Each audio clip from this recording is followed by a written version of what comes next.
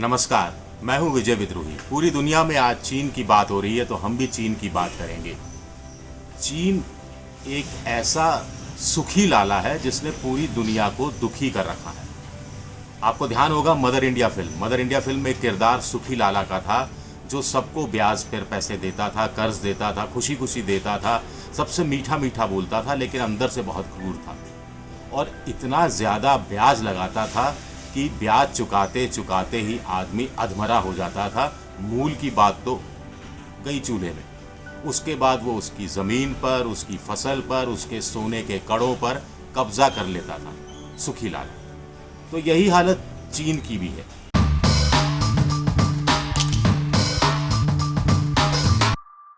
चीन ने दुनिया के 150 देशों से ज़्यादा को कर्ज दे रखा है।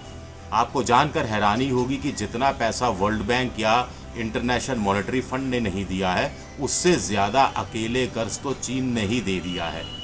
2000 में ये जो कर्ज था, इसकी कुल लागत करीब करीब $500 बिलियन थी और 2018 में ये बढ़कर $5 ट्रिलियन हो गई है। हिंदुस्तान की इकोनॉमी $3 ट्रिलियन है, इससे भी $2 ट्रिलियन का तो अकेले कर्ज चीन ने दे रखा है।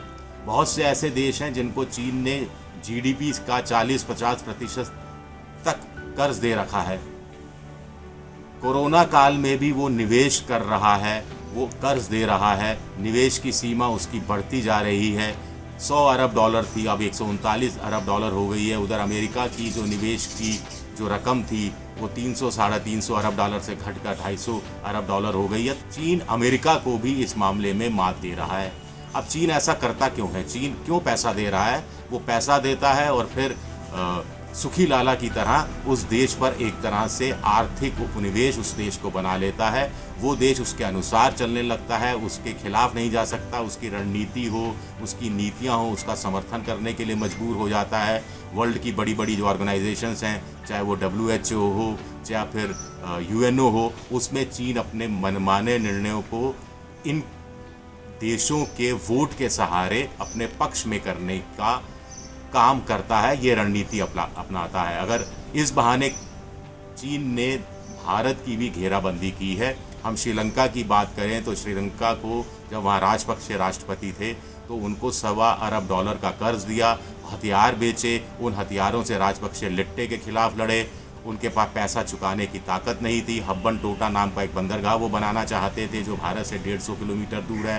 पहला ऑफर भारत को दिया गया था, भारत तैयार नहीं हुआ तो चीन ने 80% पूंजी लगाई। चीन की ही कंपनी ने बंदरगाह बनाया और अब 99 साल की लीज पर वो बंदरगाह चीन ने ले लिया है। एक तरह से वो सैन्य बंदरगाह के रूप में भी काम कर रहा है। चीन के 15,000 एकड़ ज़मीन ले ली है।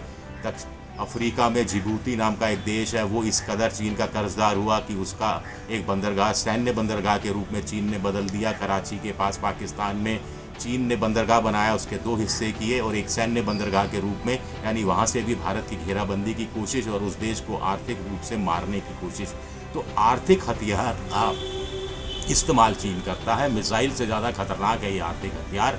हवाई जहाज़ के बम से ज़्यादा खतरनाक है ये आर्थिक हथियार। इस बात को पाकिस्तान से ज़्यादा और कौन ढंग से समझ सकता है, जिस पर $1.5 अरब का चीन का कर्ज है और इसके साथ साथ $60 अरब चीन ने पाकिस्तान चीन इकोनॉमिक कॉरिडोर में लगाए हैं। हालांकि ये बात वो दुनिया से छुपाता है, लेकिन पाकिस्तान की हालत ख़राब है, दिवालियापन की स्थिति में वो आ गया है।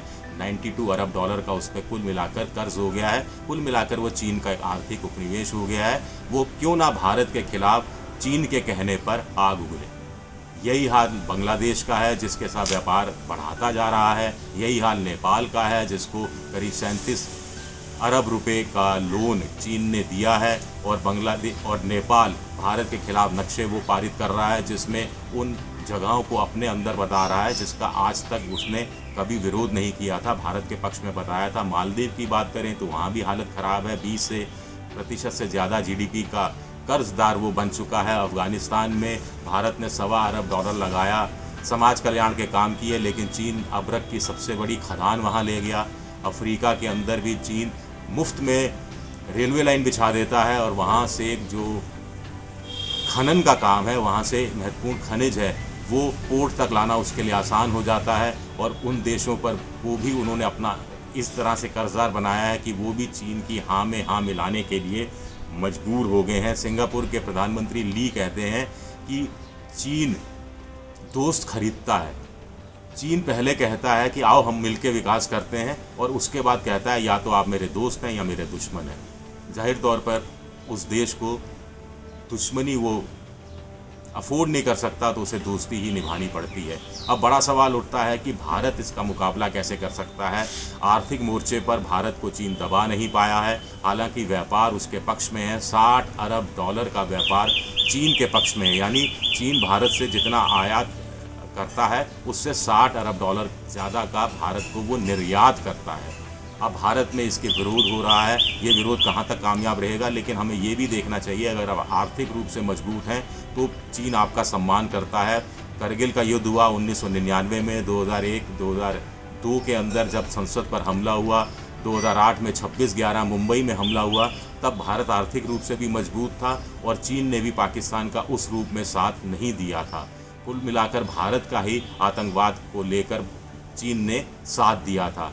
अब भारत बहिष्कार करके चीन को हरा सकता है, या फिर चीन जैसे सुखी लाला को दुखी लाला बनाने के लिए अपनी मैन्युफैक्चरिंग और बढ़ानी पड़ेगी, अपना कंटेंट और ज़्यादा अच्छा करना पड़ेगा। हमारे यहाँ दूसरे देश आएँ और पैसा लगाएं, पूंजी लगाएं, उसके लिए माहौल तैयार करना पड़ेगा। तब जाकर चीन जो सुखी लाला है वो दुखी लाला में बदल सकता है, ये देखने की बात होगी। वैसे सुखी लाला के साथ जो बिरजू यानी सुनील दत्त ने मदर इंडिया में किया था, वो काम क्या नरेंद्र मोदी कर सकेंगे, क्या लड़ाई लड़ सकेंगे, ये भी देखने वाली बात होगी। ABP न्यूज़ आपको रखे आगे।